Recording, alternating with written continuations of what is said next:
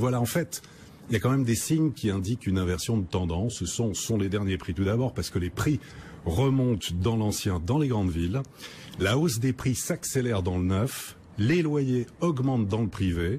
Les taux remontent progressivement et les banques vont prêter moins et plus cher. En fait, ce sont ces signes-là qui indiquent, alors ça ne devrait pas être violent, mais je pense qu'on va en parler pour 2017, qui sera sans doute une moins bonne année, tout ça dans un contexte de climat, d'incertitude économique, électorale et fiscale en 2017. Tout d'abord, les prix qui remontent dans l'ancien. Nous étions hier avec Virginie à la conférence de presse de la FNAIM, qui nous indiquait dans sa note de conjoncture sur le bilan de l'année, tout d'abord les augmentations de prix dans les grandes villes, Paris, Lyon, Marseille, c'est acté. Alors il y a une vraie coupure, une vraie fracture avec des petites villes en région, enfin petites villes entre guillemets, Poitiers, Saint-Étienne, où là vraiment il y a des chutes de prix.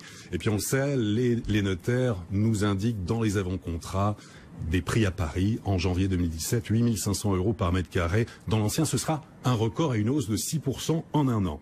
Dans le neuf, la hausse des prix, elle s'accélère assez violemment. Il faut savoir que dans le marché, la FPI nous dit qu'il y a 5% de hausse sur un an.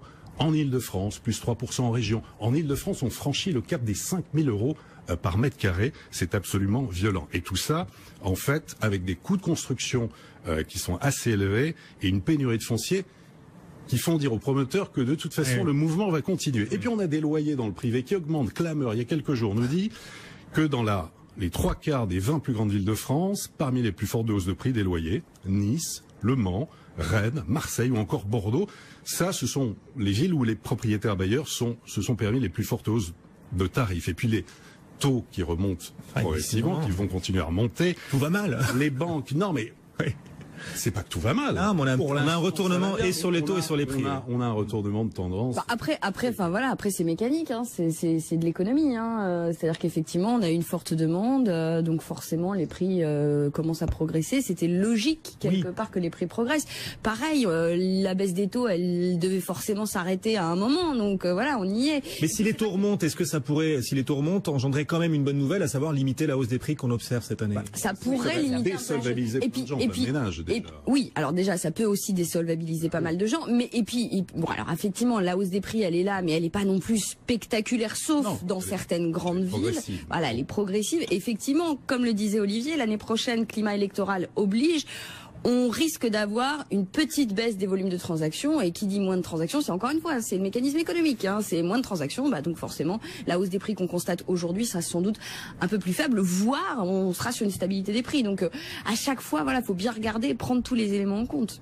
Donc ça ne veut pas dire qu'on va avoir un coup de frein spectaculaire l'année prochaine. On va avoir sans doute une petite baisse du volume de transactions par rapport à cette année. Ça paraît assez évident. Même les professionnels du secteur commencent à dire bon voilà, ça va sans doute un tout petit peu baisser l'an prochain.